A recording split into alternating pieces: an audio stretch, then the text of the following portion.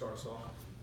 Yeah, I appreciate y'all coming out this afternoon, and I know we all want to ask me some questions and recap the season, but before we did that, I just wanted to share a message to our fans.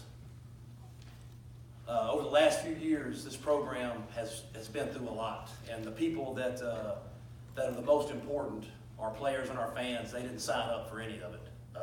Y'all don't deserve any of this. I appreciate the fact y'all have high expectations, but nobody's got more expectations than I do. Every time I walk on that field, I expect to win. I know exactly what it takes to get us out of this. When I came here in 1995, we were on probation. And I was a team captain in 97 and 98 when we were coming out of it. I know what it takes to turn programs around. When I went to Tennessee in 2006, I was part of a turnaround there. I went to Duke in 2008, and I was part of one of the biggest turnarounds in college football. And then we did it again here in 2012. We will win here. Is it going to be easy? No. Is it going to take a lot of hard work? Absolutely. But for the first time since 2014, I can walk in a room, into a living room, and not talk about bowl bans or sanctions. I can sell everything that's great about Ole Miss. And everybody in this room and everybody that I'm talking to knows what makes Ole Miss special. What makes Ole Miss special, and that's family.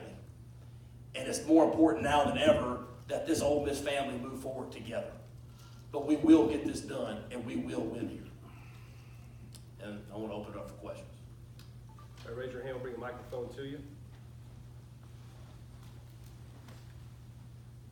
Matt, there's a lot of rumors swirling around Phil Longo pursuing other jobs. What's your take on all that, and is it true, and have you had any results? No results, but I think when you have back-to-back top 10 offenses, the coordinators are going to get looks, and he is getting looks. But I think that's natural. When you have really good offenses, you have coordinators interviewing for head jobs.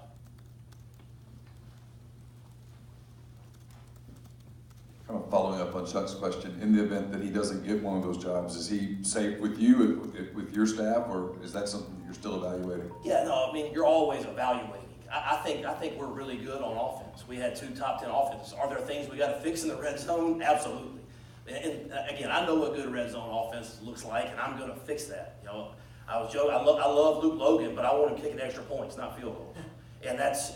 But again, we can get that fixed. There's a lot of people that struggle getting to the red zone.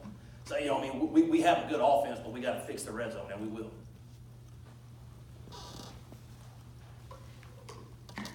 Matt, regarding your opening speech there, that's a level of emotion and passion, I guess, that we didn't see during the regular season. What's changed in how you address it? Well, just the fact that I did it here in front of the camera. That's me, and it's who I am. I'm an emotional person. Probably my biggest strength and my biggest weakness, but it's who I am, and I think it's important to show that. You know, I think when you go through tough times, it's important for me to stand up here and be positive and to keep our team together. But I want our fans to understand and know what's going to happen here as long as we stick together and keep working.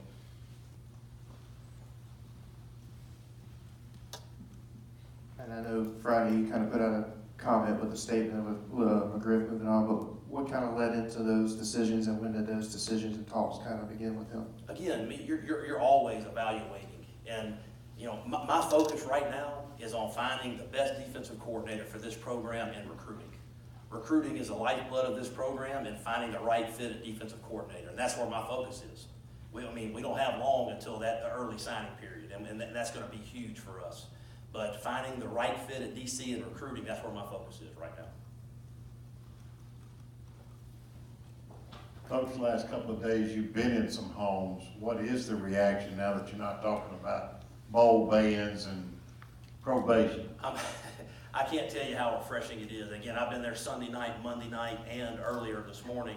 I'm in homes, and for the first time, I can sell Ole Miss. I don't have to sit there and defend, well, Coach Luke so-and-so said that y'all couldn't go to a bowl game this year, this and that. All you have to do is sell Ole Miss and sell our future. And again, our recruiting class is going really, really good, and people see opportunities to come in and play.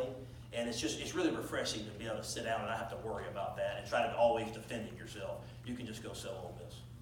Matt, does the early signing period put any sort of clock on finding a defensive coordinator, or how do you balance that? It certainly raises the level of difficulty up, but you can't put that in front of finding the right person. So I think I have to find the right fit. If it works out where I can get them before the signing day, that's obviously best, but I'm not gonna put that ahead of finding the right fit.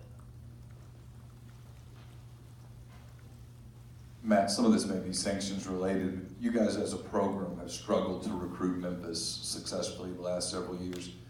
When you evaluate that, what do you see? Is it personnel related? Is it approach related? Is it probation related? You know, one of the first things I did when I took over here was I brought in Tyler Siskey. And his approach to recruiting and our new recruiting, the way we're doing things, it's so much more efficient. And I love it, and it's paying big time dividends. And there's guys in Memphis right now that we're targeting and going after. But I love what Tyler Siskey's doing, and I hope it pays off this year. Matt, Mayor, you keep talking about trying to find the right fit at defensive coordinator. To you, what is the right fit for this program right now?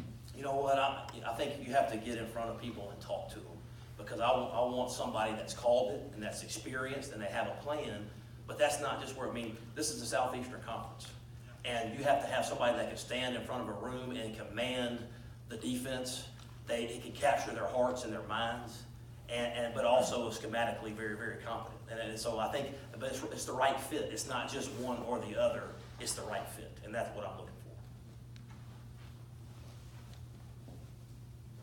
for. Matt, you touched on Phil. Are there any other movements on the staff that you anticipate? Again, right now, because of the early signing period, all I can focus on right now is finding the right fit of defensive coordinator in this 2019 recruiting class. That's where my focus is right now, because that's all I have time for. Matt, what's the timetable on some of these kids that are trying to make their mind up where they want to go to the next level, NFL? Yeah, so is that in the next 2 weeks, next 2 months? Well, again, because all the agents start hovering around, I met with every single underclassman and their families on Friday after the game.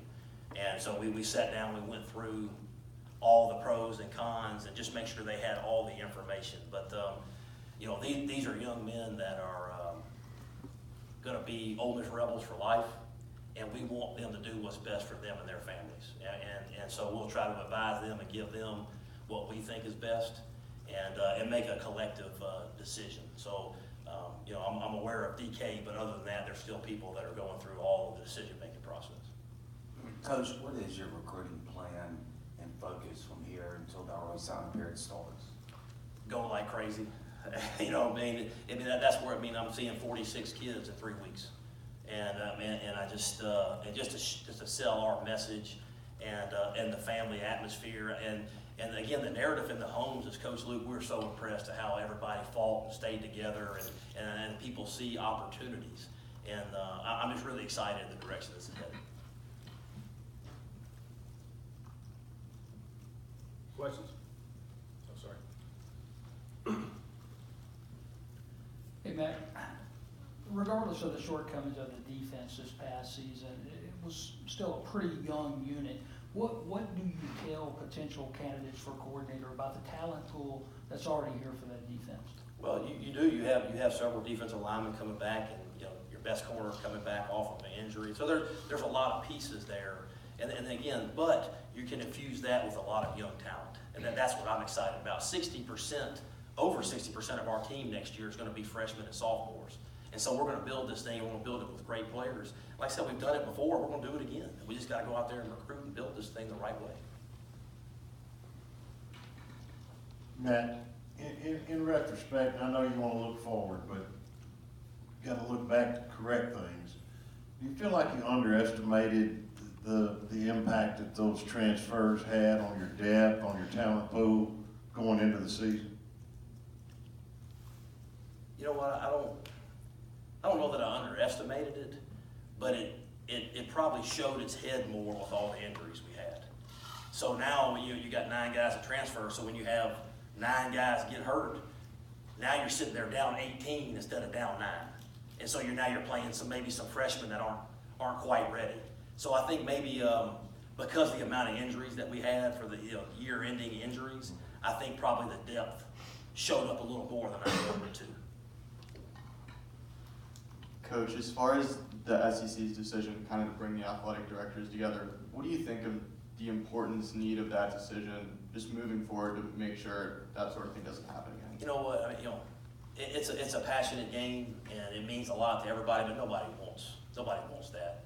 And I know, I think Ross can address that. I think he's going to the SEC office at some point to talk about it, he can address it. But obviously, there's a right way to handle things. Man, how many guys do you look to sign in December that would be able to come in January? Do you have a real number on that? Yeah, so again, we have to sign at least 7. That way we can use all of our initials, because we can count 7 guys forward and sign up to 32. Now, we can't go over the 85, but we have to sign at least 7. So that's obviously the goal. I know the 4-game rule gives you some leeway here, but of all the young guys you're bringing in next year, what percentage are going to have to play because of the lack of depth that has kind of happened over the last few years? You know what? It's a great question, but it's one you don't really know till guys show up and start playing. You know, you have guys that come in on reputation, but then you always have a couple of surprises in there that come in that you don't think they're quite good, but then they show up and they're really, really good. So I think there is some opportunities for young guys to come in and play, and we're going to sell that on the recruiting trail. But you don't really know till they come in here and start practicing. Questions?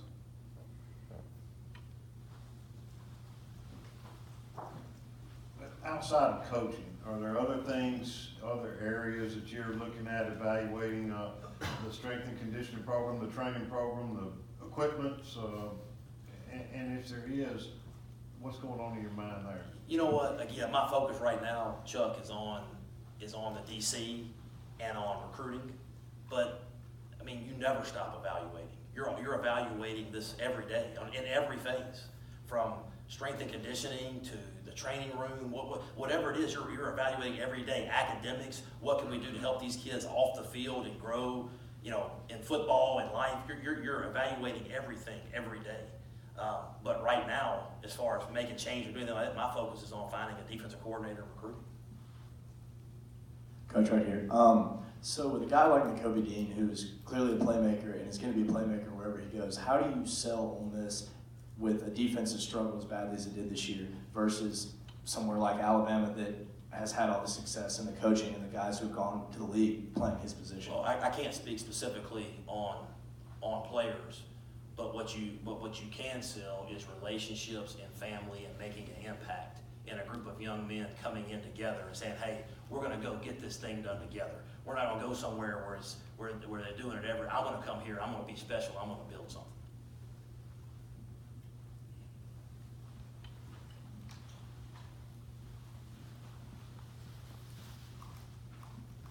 Matt, there was a kind of a narrative, I guess, before the Egg Bowl that your personality and Joe Moorhead's personality might lead to a more civil rivalry.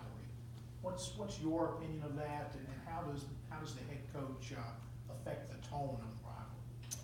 You know what, I mean, you try to go get your team. It's an emotional game, everybody knows that, and I think obviously the teams do take on the personalities of their coach.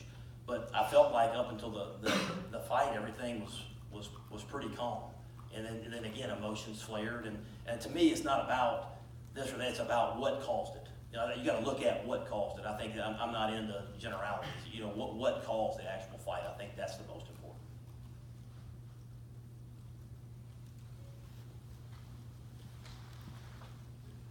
It was fairly quickly on Friday afternoon. I think the story came out about DK wanting to go pro. When did you talk to them after the game or Friday? And if so, what were those conversations? No, again, I met with every junior that had the opportunity to leave. Met with his family.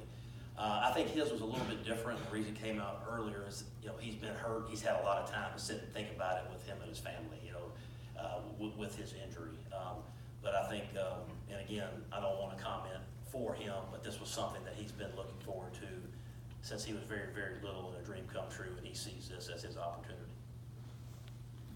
Going off that, how is the pitch for AJ or Greg or any of those guys different than maybe the pitch you're saying to the freshmen that you're trying to recruit? Is it a similar thing you're trying to sell them on? You know what, it's not a pitch.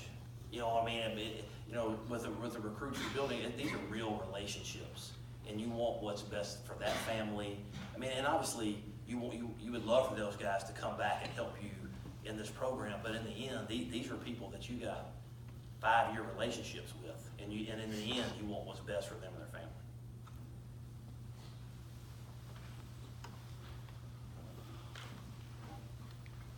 Coach, so with the fight, a lot of people regarding Matt Corral, some people called him a hothead, some people were fired up to see him in there in the mix, scrapping with his team, you know, getting some of his first real action. What's your takeaway from that? What do you think about that? Matt Corral is a talented, competitive young man, and I'm excited as heck to build this team around him. Any more questions for Coach? All right, thank you, Coach. Thanks, guys. Howdy, Todd.